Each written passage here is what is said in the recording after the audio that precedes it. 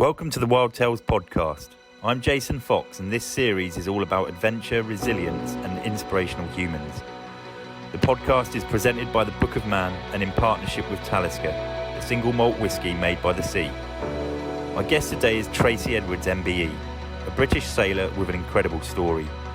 She inspired a generation of women when she skippered the first all-female crew in the Whitbread round the world yacht race, as seen in last year's documentary film Maiden.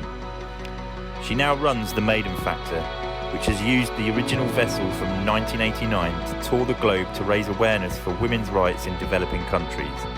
Tracy is a truly remarkable and determined individual. In the episode, we answer some questions that you've asked me on Instagram. I'm going to be sending a bottle of Talisker to the top question.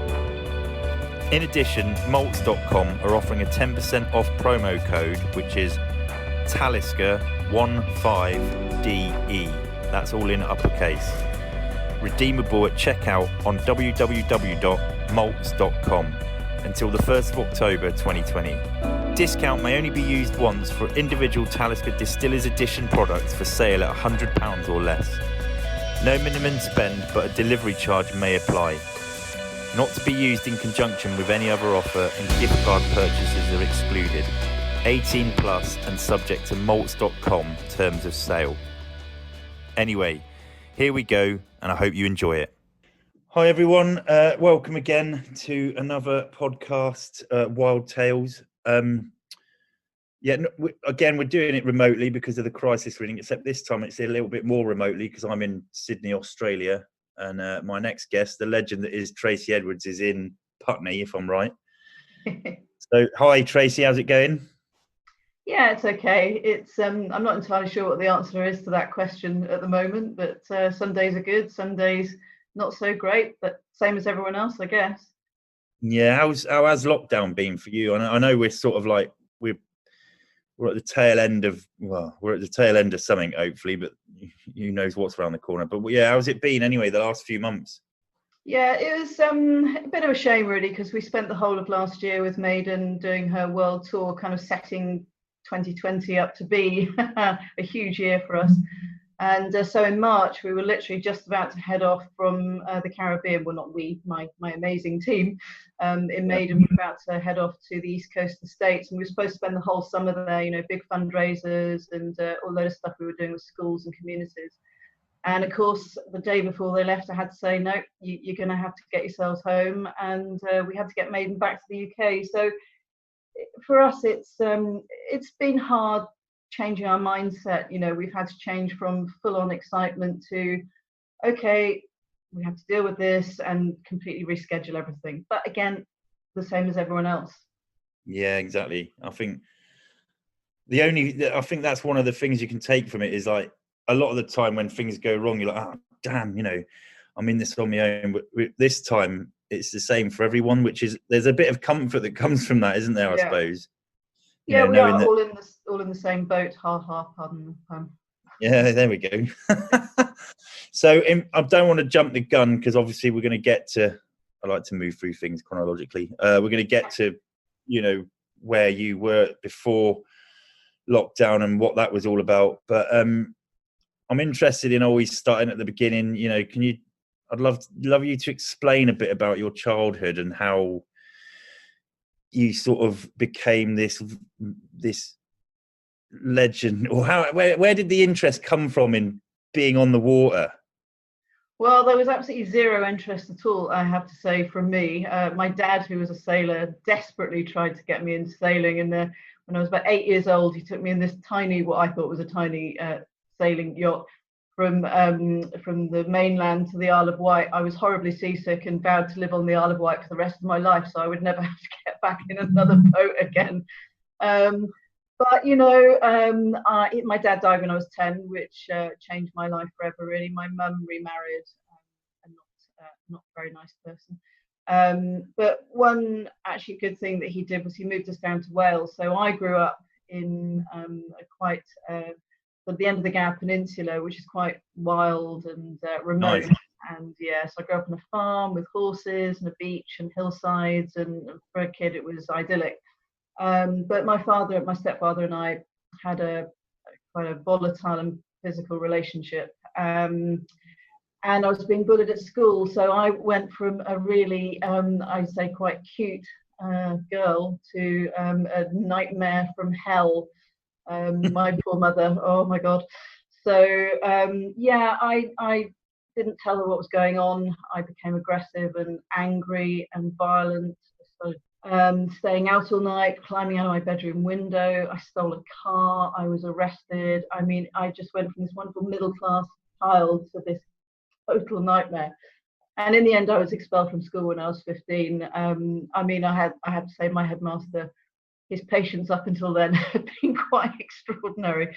And I, had no exams, no qualifications. Oh, I don't know what I want to do. And it was my mum who suggested that I go backpacking to Greece, where we had a friend who owned a piano bar in Piraeus, the port. And so off I went at the age of 16. And I look at my daughter at the age of 16 when she was, and I just thought, there's no way I would let her go on. But she was right. I needed to get away from where I was and go and find who I was. And my mum was an extraordinary woman, and took a lot of courage to do that.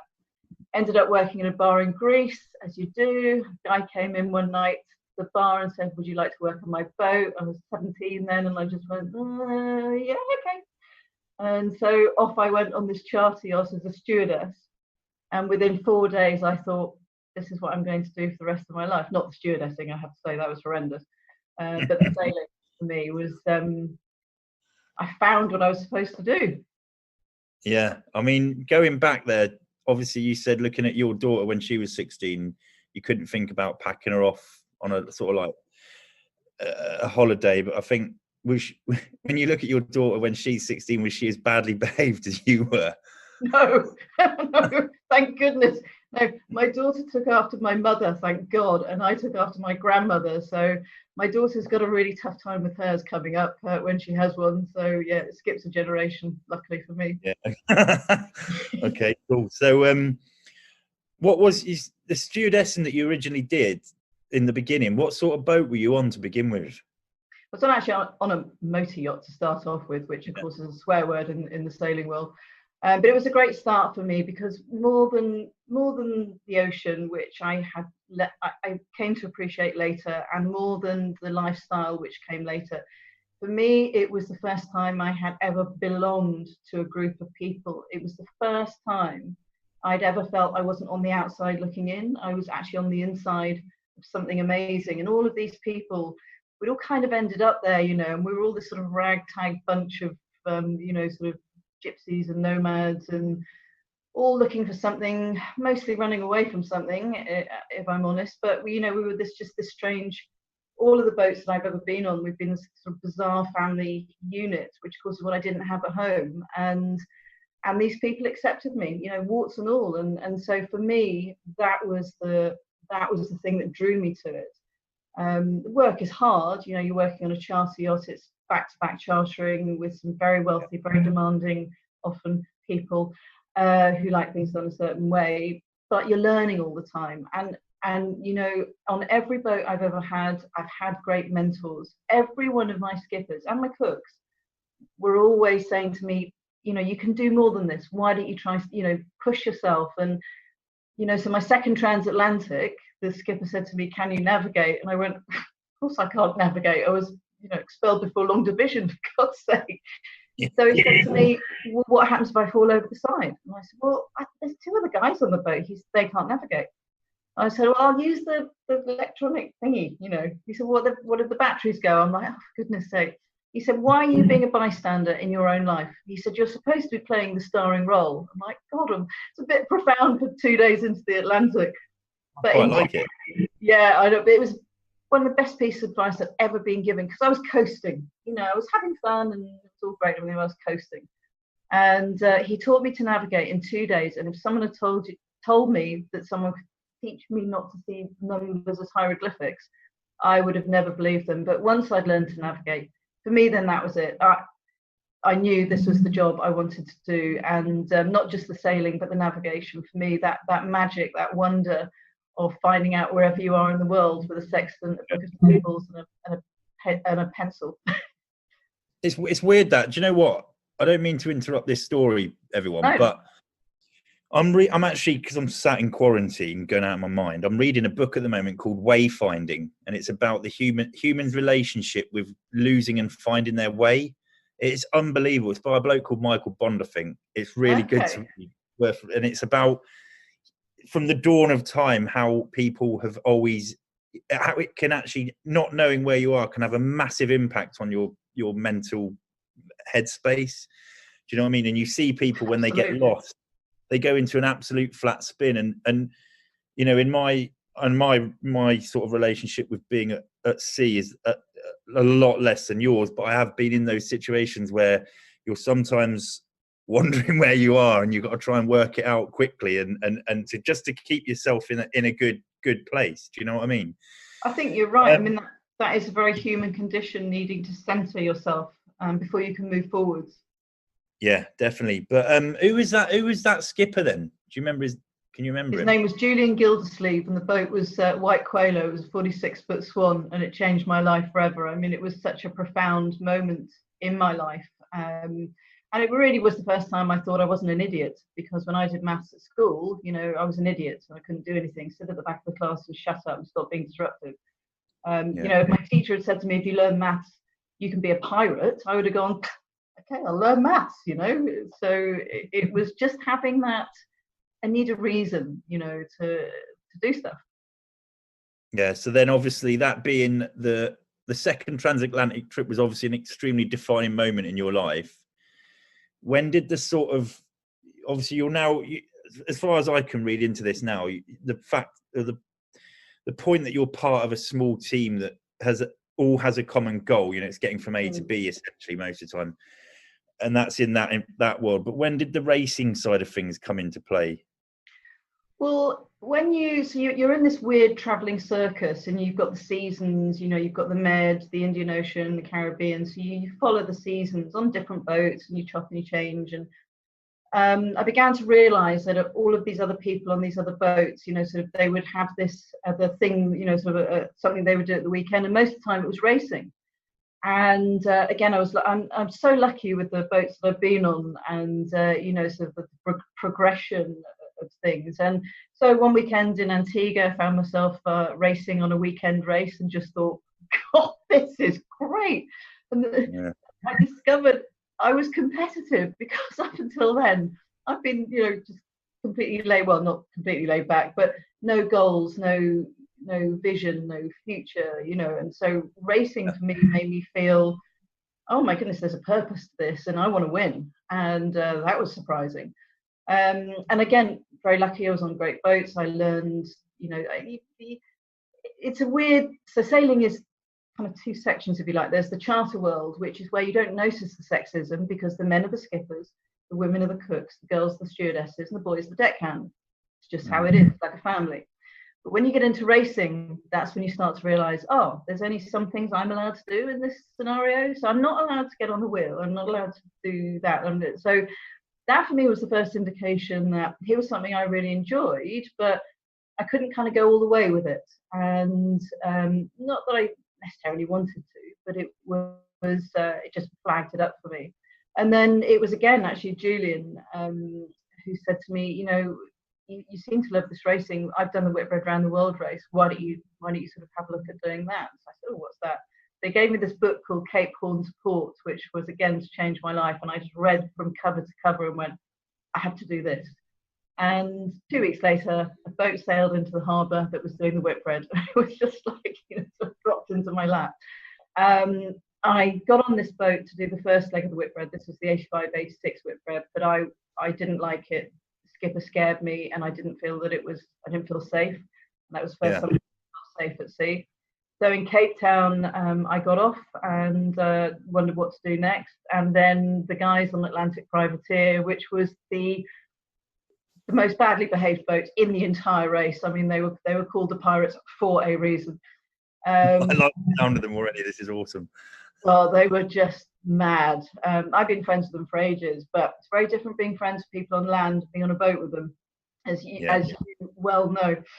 So they said, look, we've lost our cook, you know, what do you think? And the skipper didn't want me. He didn't want me on the boat. The owner said, let's have you on the boat. Let's let's see what happens, So I became the first woman to get on an ocean racing maxi in the Whitbread.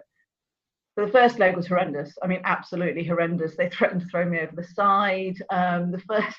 The first thing they did was say, right, so what we do on each leg is we see how long we can all go without washing, and the winner gets a crate of beer. And I'm like, oh, what have I let myself in for?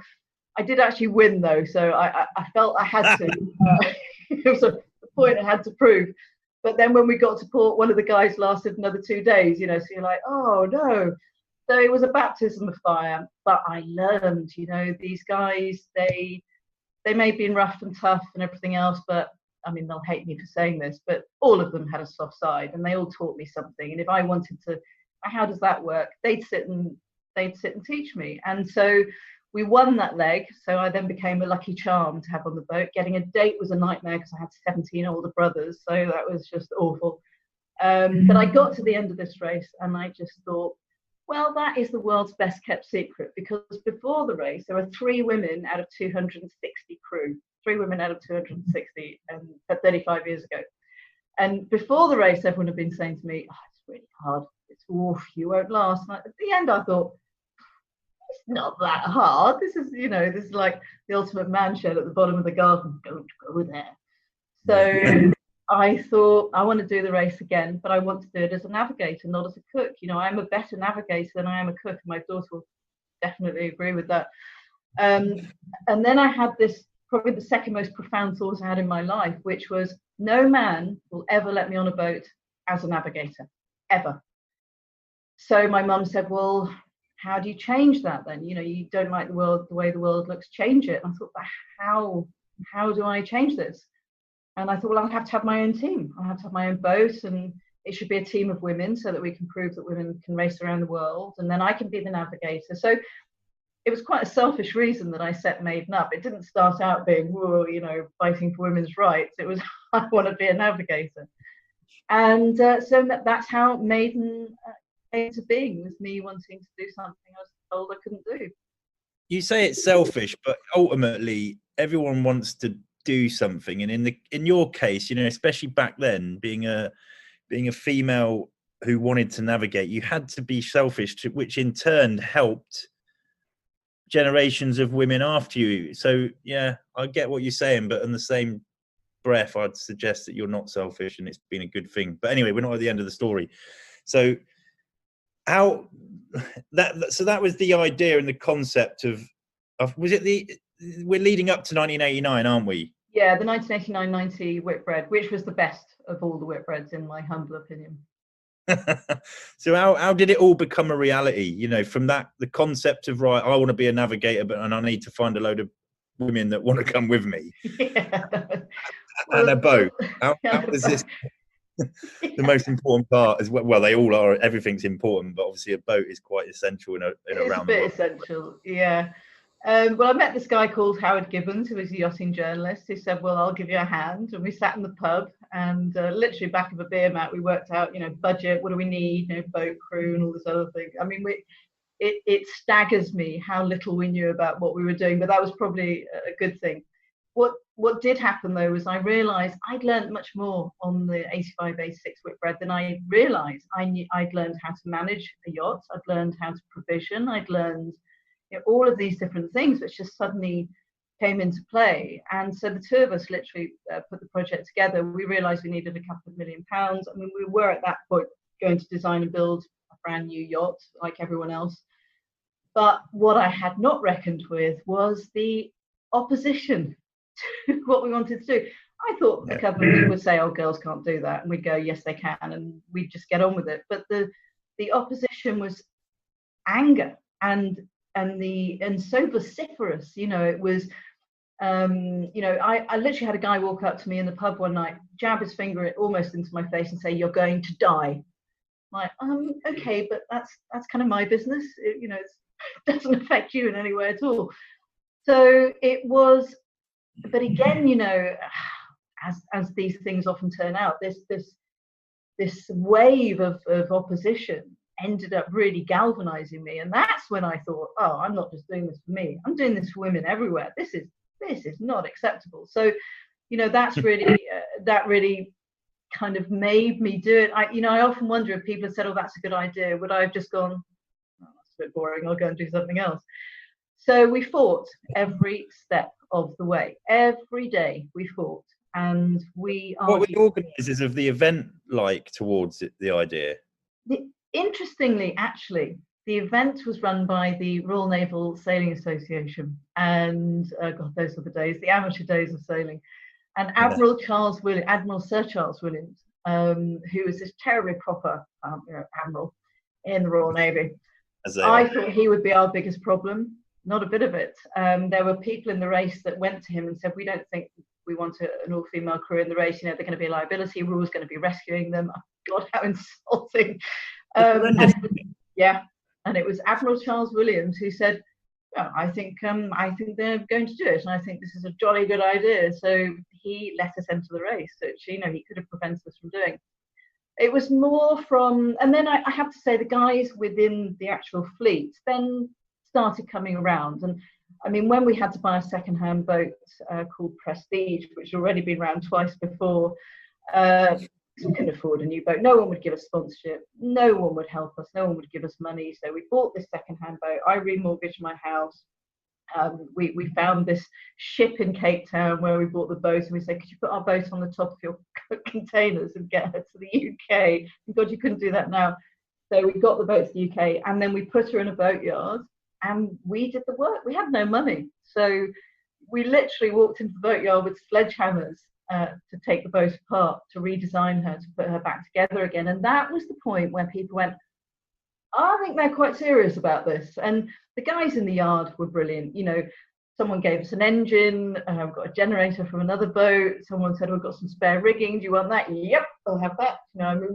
We got some second-hand paint from the naval dockyard to paint her. Whereabouts was the boat kept? Sorry. In Hamble, so on the south coast of the UK. And while all this was going on, we were raising money. Women were arriving literally at my front door going, I want to sail around the world. The team was starting to come together. We started out with a nucleus of women who were to last the whole 2 years of the project. And again, for me, that was really important, because one of the last things that got flung at us was women don't get on. And I was like, where does that come from? It comes from men who don't want women to get on. So all of us staying together as a team was really important. And Peter Blake had the only other team who stayed together as long, and he came first and we came second. So it was a fight to the start line, but again, something which was a disadvantage ended up being an advantage, because by the time we got to the start line, we were battle hardened. We had to fight every inch of the way to get to that start line. From then on, we knew what we were doing. We knew we could do the next bit.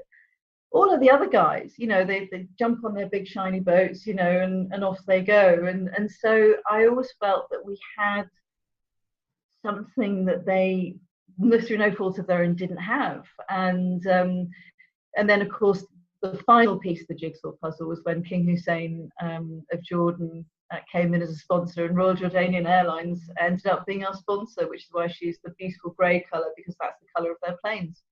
How did that come about?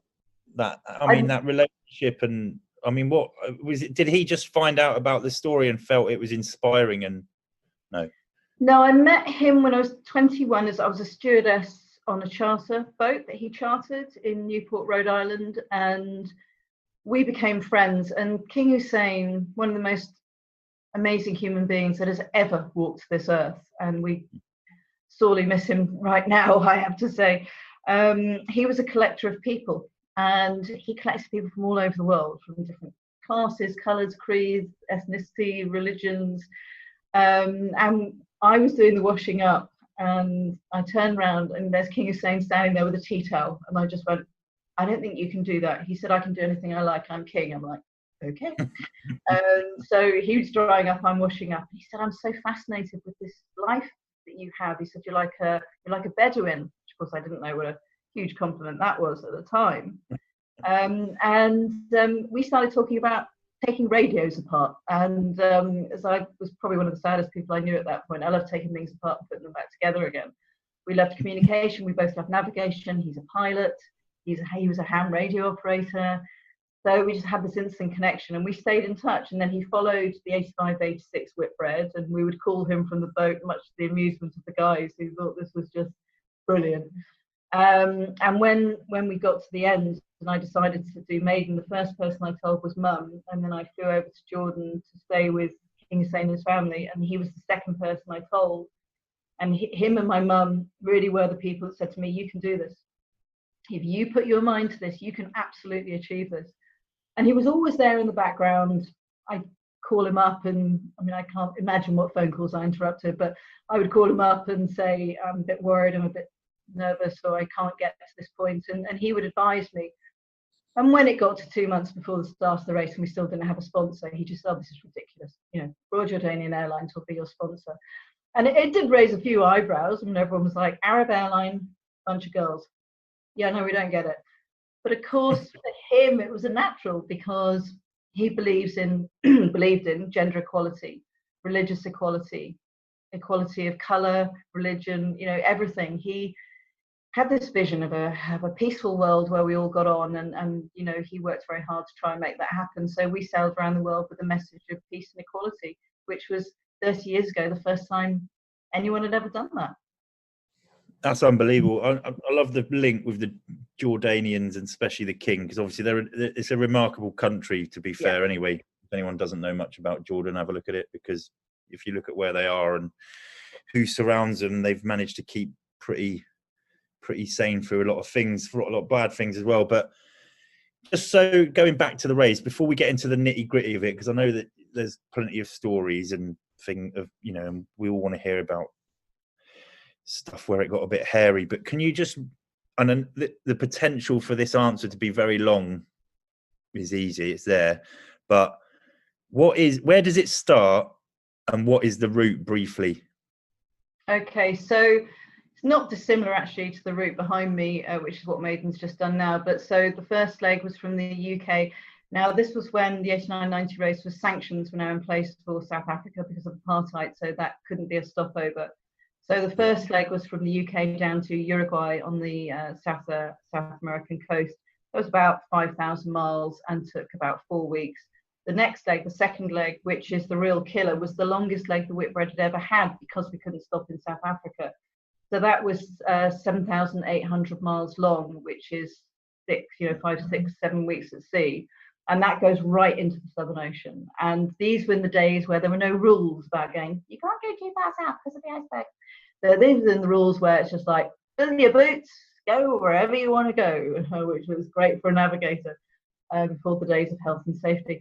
And so that finishes in Australia. And then you've got a short hop, 3,400 miles from Australia to New Zealand, which is a tactical leg. And then back into the Southern Ocean, back to Uruguay, and then up the coast, South America, North America, to Fort Lauderdale in America, and then a transatlantic back to the UK. So it's 9 months, it's 33,000 miles, and you're at sea. Well, we were at sea for a total of 167 days out of the 9 months. Unbelievable. Would you? How long are the stop-offs? You know, when you stop off, and obviously you need to sort of a little bit of rest and recuperation and resupply. How long is there a set time? Do you have to sort of, as soon as you're in, then the clock starts before you then head off again? Yeah, so varying lengths. If you've just done a short leg, the stopover is quite short because you don't need to do so much. Having said that, the stopover in New Zealand was a month, which is way too long.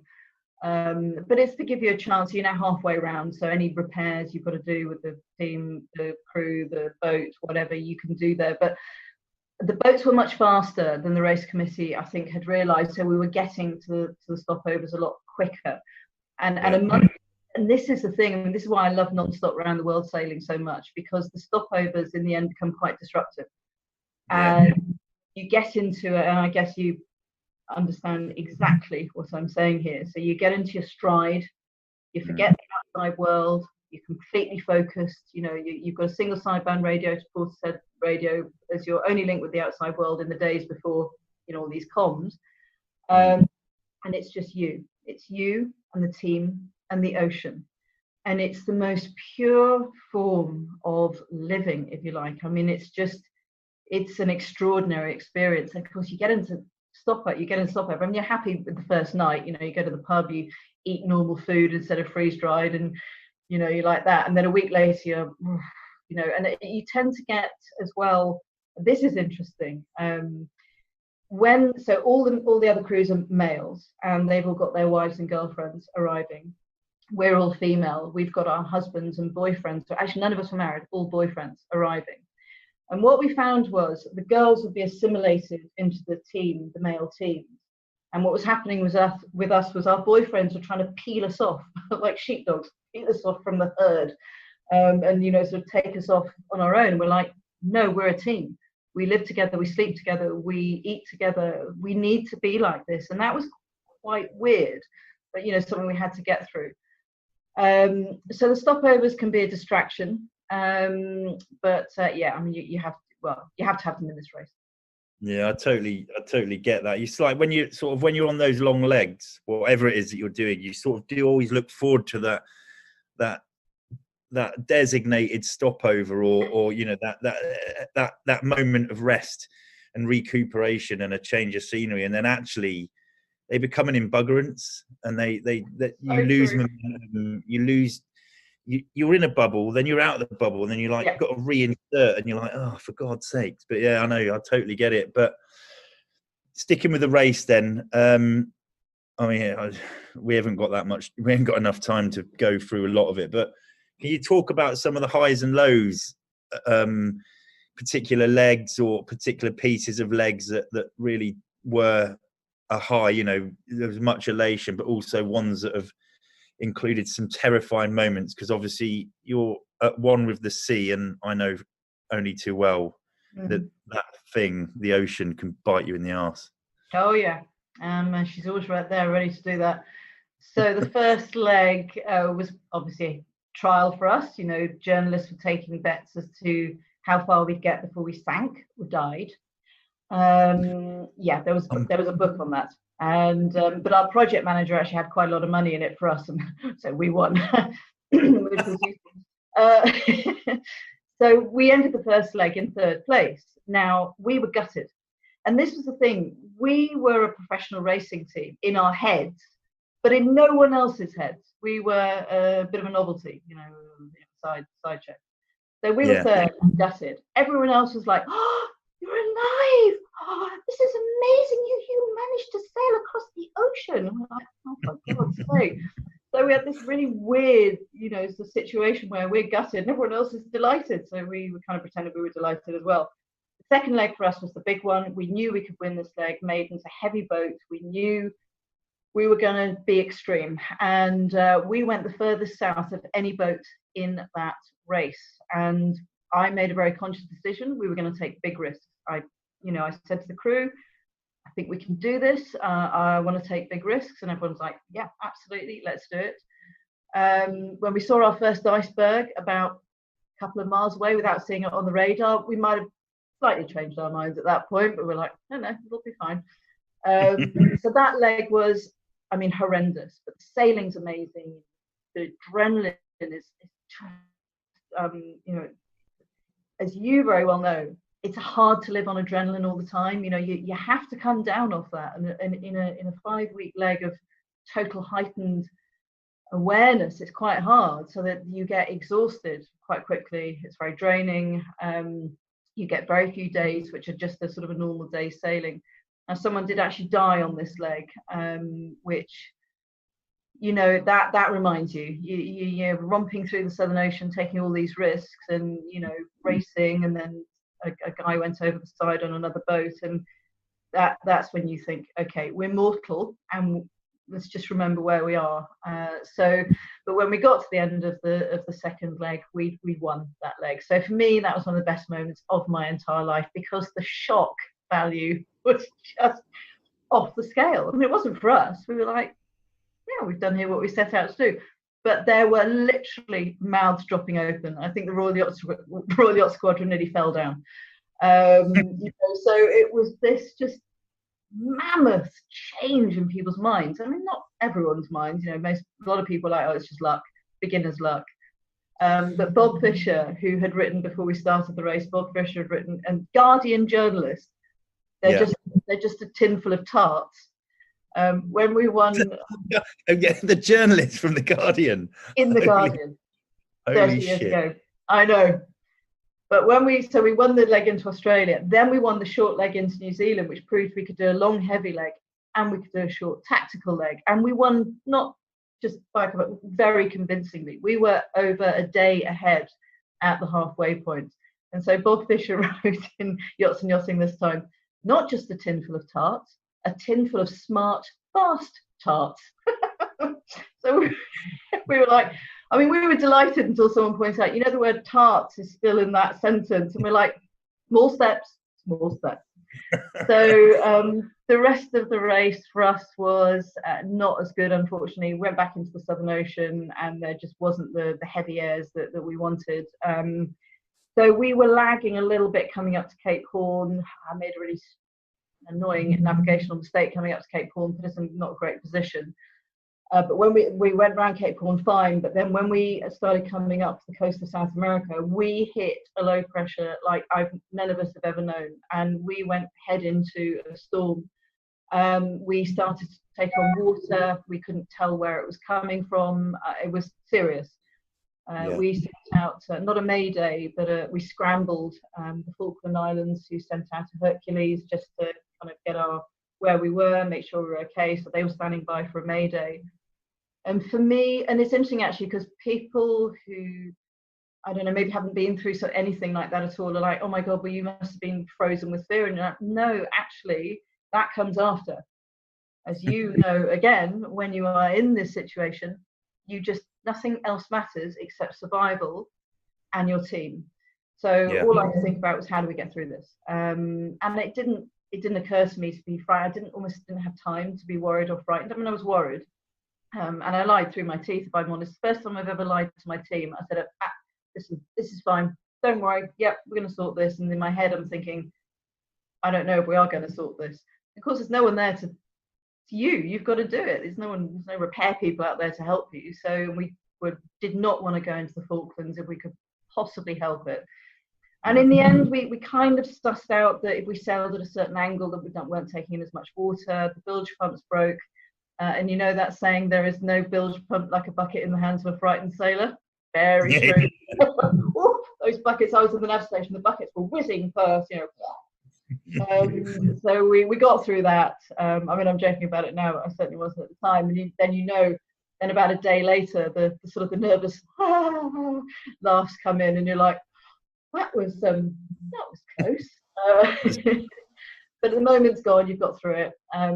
When we got into Fort Lauderdale, we did the swimsuit thing, which everyone remembers. So we felt that we'd earned our right to wear whatever the hell we wanted to wear when we sailed into port. And we were always very clear with this project. We're not blokes.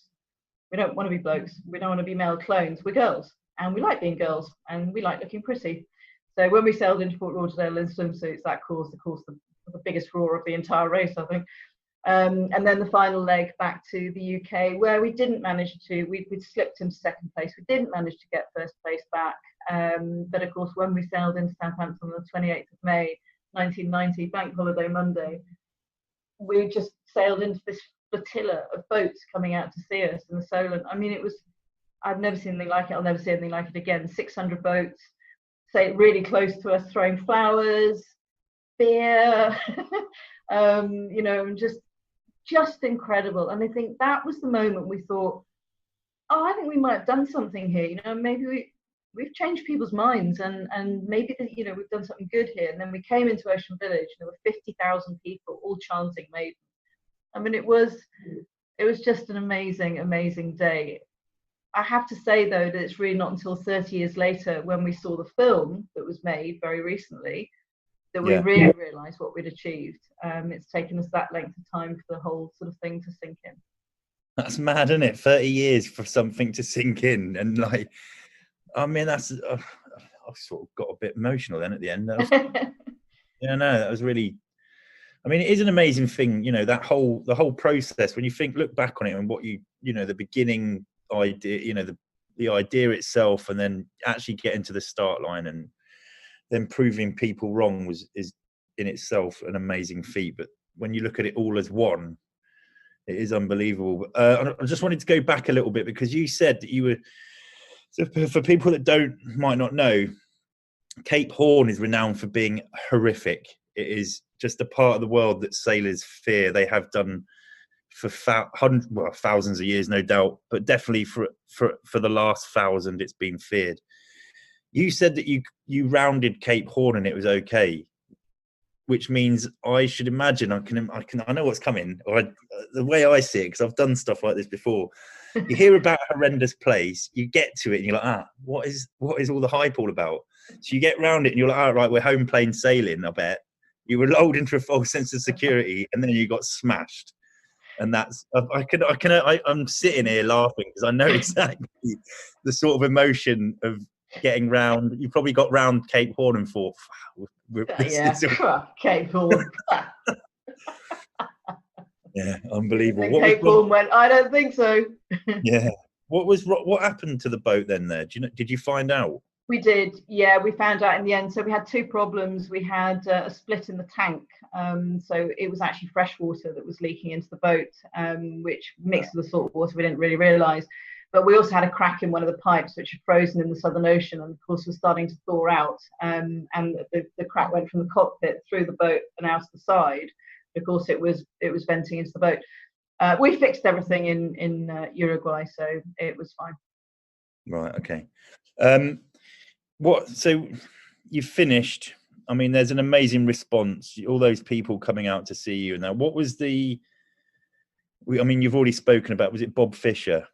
What was the media's take on it all? Was there any negative press, or was it a mixed bag? It was mostly positive. I mean, we were on the front page of every newspaper. There were some really great articles written about us, actually, Best of British, and most journalists, there were a couple that just couldn't drop it, but who cares about them? Most of them were generous and magnanimous in their, sort of, okay, I completely got that wrong. And it was mostly really, really great. Interestingly, though, and this is, I know, something that you have spoken about before, this is probably the first year I've ever talked about the whole mental health issue at the end of something like that. And for most of my life after that, I never spoke about it, because you didn't. I'm strong and I'm invincible, and I can't talk about any weakness. And I felt, especially as a woman, actually. So at the end of the race, you're on this, as you know, you're on this massive high. You can't get any higher. There's buzz. And this goes on for 2 or 3 days, and then pretty much the entire fleet disappears. So all of these people that you've spent pretty much 2 years with, they're gone. I sold the boat. The boat was gone. I had to. The girls had gone off to their next race and their next job, and I hung around to write the book and do the talks and really kind of keep the whole maiden thing alive. And it was not a sensible idea. So without any support, without any advice, in those days it didn't exist. I just kept going. And when I think about it now, I mean, I didn't stop really for 5 years, literally. And I was not taking care of myself, and working maybe doing 3 talks a day, and I fell off the cliff, and I had a massive breakdown, which I say I haven't really spoken about until recently, because I think it's important. People like you and sports people are talking about mental health. It's important for people to see people who they think are invincible, that no one is. And if we don't ask for help, and if we don't talk about this stuff, and so I had a nervous breakdown and disappeared off down to Wales, divorced. I'd been married a month at that point. At the end of the race, when my boyfriend and I got married, we went through a horrendous time. We got divorced, which was then when the bad press started, because they were like, excellent, yeah, let's get stuck into that. And I disappeared off to Wales, and I became a recluse for 2 years. And it's interesting now that the film is out, people saying, why don't I know about this if it was so big? I think it's because I disappeared and the whole thing just, went a bit flat. It lost and literally, yeah. But people in the sailing world were going, where's she gone? And I just literally disappeared off the face of the earth. It's funny you mentioned that. I don't mean to butt in, but while it's fresh in my head, it was you know, as a soldier, we always used to talk about coming back from something and decompressing, and we didn't. I didn't do it actually, but it's the same for all sort of events that last a bit of time and that are quite highly stressful and are an emotional roller coaster. Because I'm putting into that category as well people that go on expeditions, adventures, and that. You do need to have a period of decompression to take stock of your own self and emotions. Whereas you probably, I would suggest, for those 5 years, you probably relived that entire process over and over and over again, and never really were able to check it. Not that that's a bad thing; it is what it is. It's not changeable, Yeah.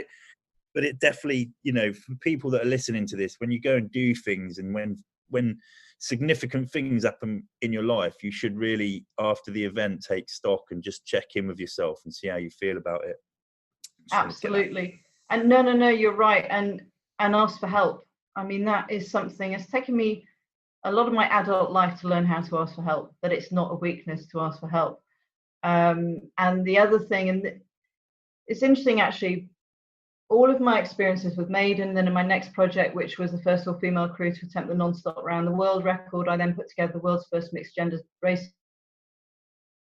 team, 125-foot catamaran, and then did an event in Qatar, which was a nightmare. But through all of the last 30 years, yeah, let's not go there, and really don't go there. So over the last 30 years, I have learned, without realizing, all these different bits from these projects. And I think, you know, you said, how are you dealing with lockdown? And for me, it's realizing that every single thing in my life has helped me build resilience. And I think it's interesting that I think for the first time ever, I've realized resilience isn't necessarily something you're born with. It's something you can learn and develop. Learning to ask for help has been, I wouldn't have got through lockdown if I hadn't learned how to do that. And also giving, as you just said, giving yourself that space and time to be you. You know, I would say things like, oh, I don't have time for a holiday. I can't take a weekend off. I can't do this, I can't do that. Now I will, so my office is in my house, but I will shut the door at the weekend. I will say, I'm having a weekend off. I'm going to mow the lawn. I'm going to, you know, do this, do that. I'm not going to open my laptop. And it is, you know, this modern life that we've lived, and you were saying earlier, you know, it's in quarantine, you're reading, taking time, looking around. This has been that opportunity to do that. I mean, it's been a horrible, you know, sort of way that this has all happened. But how we use this time, I have found really interesting, you know, talking to friends and colleagues. I think it's life experiences now dictates how we manage these situations. Yeah, definitely. Okay, so I want to move on to the well, basically what's been dominating your life for quite a bit of time now, and I think we met a few years ago, didn't we? And it was, I think it was just at the beginning of the project when we met. Yeah, I think it was, and if I remember rightly, we actually went to the Jordanian. We went to a travel. Yeah. It was for the Jordanian ambassador. Lovely man. There we go. Yeah, who you're good friends with. That's right. Yeah. So, right, can you explain to people what happened to your boat and what you're doing with it, what the project is? So I had to sell her at the end of the race, and we still had no money. We never had any money. So she went off. I sold her to a really lovely couple, but unfortunately he died. She had to sell the boat, and so as I was off doing my things, I was sort of keeping an eye on where she was, and she was getting sadder and sadder and older, and weren't looking after her. And then 5 years ago, the same week, and this is so weird. So this particular week, I was looking for something to do. I'd finished the project that I'd just done, which is online safety with kids, and I wanted to go back in some sort of sailing. And that week I met Alex Holmes, who decided to make the documentary. And also that week I had an email from a marina in the Seychelles saying, do you know that your beautiful boat has been sitting here for the past 2 years rotting? Like, what? So this guy had run out of money, left her there and flown home. So they said, we've been trying to maintain her, but you know, if nothing happens, we're going to take her out and sink her because she's not even worth scrap. I was like, whoa, no woman left behind, and 13th crew member, and not going to happen. So I called all the original crew and we set up a crowdfunder, and we raised the money to buy her again and rescue her again. So we then had to find the money to get her back, and it was the beginning, the buzz of the beginning of a new project. What are we going to do with this one? So that was exciting. And then again, Jordan came into the frame just after we bought her, and I'm thinking, how am I going to afford to ship her back? And I can't sell her; she's in too bad a condition. I was booked to do a travel talk in the Dead Sea in Jordan, and the woman who'd organised it said, "I hear you just rescued Maiden." I went, "Yeah." She went, "Let's go and do a press conference in Amman." I'm like, "Okay." We drove 4 hours to Amman. She filmed this huge press conference and didn't think anything more of it. Came home, and then got a phone call from this beautiful voice at the end of the phone. Said, "I hear you've rescued Dad's boat." And I went, "Dad's boat?" It's like Princess Hire. So it was his daughter who'd heard from Prince Ali that we'd rescued Maiden. She said, "What can I do to help?"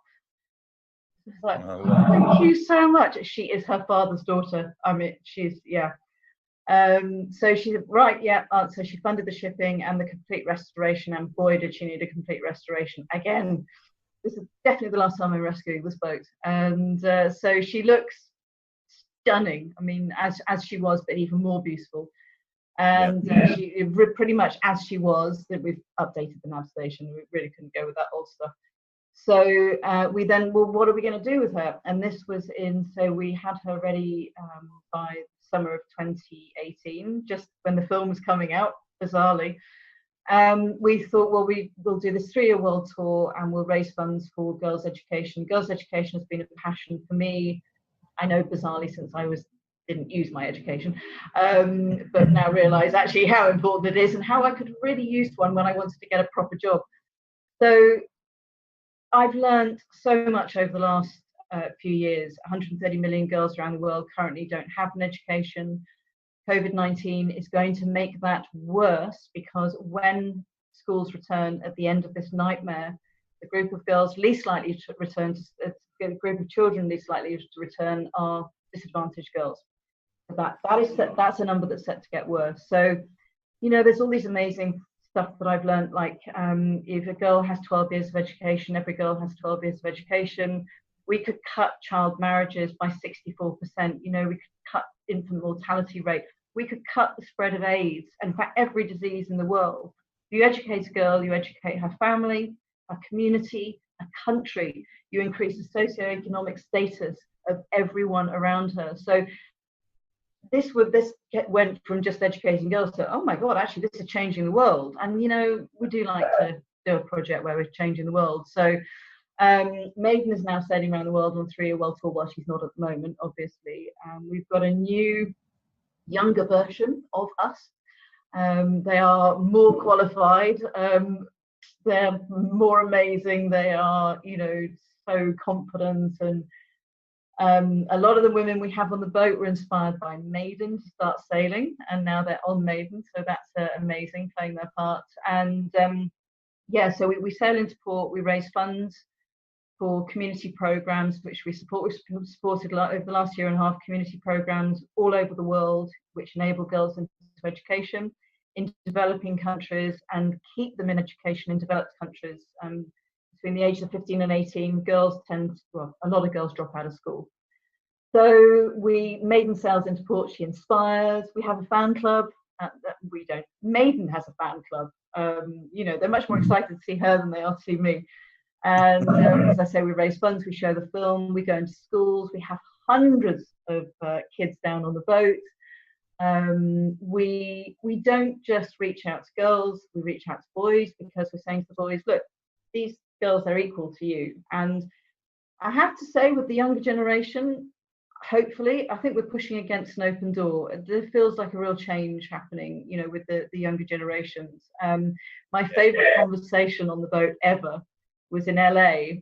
2 little tots sitting in the wheel well, a little boy and a little girl. The little boy turns to the little girl and he goes, "Is it only girls that can sail around the world then?" And I thought, oh, this is just the best sentence ever. And she looked at him and she went, I suppose boys can do it as well. It's just like, yes. That conversation would never have happened 30 years ago. Not a million years, no. So it's a great project. We love doing what we do. I mean, I feel like the luckiest person in the world, you know, mixing all of my favorite things together, empowering women, educating girls, sailing, you know, doing all the things we're doing. And, you know, we have a message of hope, which kids write messages to other kids around the world. That goes around in a baton, which is a baton relay, goes on Maiden.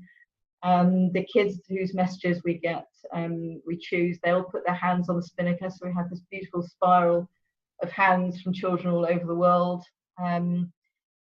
So yeah, we've done 33,000 miles. We had visited, I think it's over 30 destinations in, I can't remember how many countries, 22, I think it was, when everything came to a halt. And we're now just fundraising to keep going until we can begin again, probably in April next year, I think. That's unbelievable. It's awesome. Where can people follow you? Where where can people follow Maiden? Yep. So I'm gonna show you the website there. So it's strategically positioned by my daughter, I have to say. So it's www.themaidenfactor.org. So the Maiden Factor, and the reason it's called the Maiden Factor is that when we took her out of the water, when we got her back to Hamble, the guy that drives the travel lift that lifts the boats out, he looked sort of vaguely familiar, and I said, how long have you worked here? He said, I put Maiden in the water 33 years ago. He said, and I'm now here to take her back out again. I went, oh, that's amazing. He said, it's a bit dusty in the yard today, isn't it? I went, yeah, it's a lot dusty for a lot of people, actually. And he looked at me and he said, that's the Maiden Factor. And I went, oh, I'm so going to steal that for the name of my next project. So that's who we are, the Maiden Factor. That's awesome. I mean, Tracy, you've got an amazing story. You've met the Queen. You're an MBE, deservedly so. But what is it that's still? We're coming to the end now. So there are a few canned questions, and then I move on to readers' questions. So I ask people if they want to chuck in their own questions at the end. But I mean, it's going to be pretty obvious. But what is it that still motivates you? You know, I think at the root of everything I've ever done is the word justice, and because I do interviews and conversations where I'm required to boil everything down to one word, and equality didn't quite say it all for me. So justice for me, I think, is something that's always driven me. I cannot abide injustice anywhere for any reason. Humans, animals, men, women, colours, religions. Keep saying all those words, but for me, they mean everything. And I think, you know, if justice means equality across the board, that is what drives me. And if I leave this earth without having done every single thing that I can do to make sure that my daughter and her daughter do not have to go through what we went through, then I will have failed. So, you know, for me, it's I can't just, there's no easy stop to this because it keeps going. You know, yes, things have changed in 30 years, but we still have casual sexism. You know, I still hear stories about girls who can't get onto boats. I still hear stories of extraordinary women sailors getting on a boat and being told, oh, make the tea, love, will you? You know, so this is what drives me. And it's not an angry, oh, I must do this kind of thing. It's just an absolute need and a passion. And, you know, if something has to drive me, it seems like as good a thing as any. Yeah, agreed. I am 100% with you on that one. Now, you are an amazingly inspiring person. Your story inspires me. You inspire me. But who's the most inspirational person you've ever met?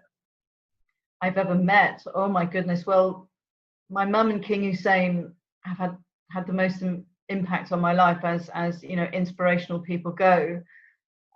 People who are alive, or I have so many people inspire me. There's an amazing group of young women that are incredibly inspiring at the moment, who are fighting for our, you know, saving the planet. So you've got Greta Thunberg, you've got Vanessa Bash in Africa, Emma Gonzalez, the young lady in America who's fighting for gun control. I think I'm incredibly inspired by young people these days, and I feel ashamed that they have to have these battles, that we failed them so badly, but I'm inspired by them. Yeah, that's a great answer. Basically, the person's question that gets picked out wins a bottle of Talisker. I think it's Daffyd D. Gibby. And the question is, as an experienced motivational speaker, you've given many people advice and words of wisdom over the years. What's the best advice you've ever been given? And also, what's the worst advice you've ever been given? Best piece of advice I've ever been given was by my mum, who I steal all of her quotes. She said to me just before I left for Greece, she said, remember, there are two facts in life that are incontrovertible. So the first one is, if you stand still, nothing will ever happen. Nothing. It's impossible. If you keep moving forwards, something will happen. So it doesn't matter if you don't know where you're going. It doesn't matter if you don't understand the route or even the destination, but keep moving forwards, because if you're not moving forwards, nothing will ever happen. And I've lived my whole life through that, and it works.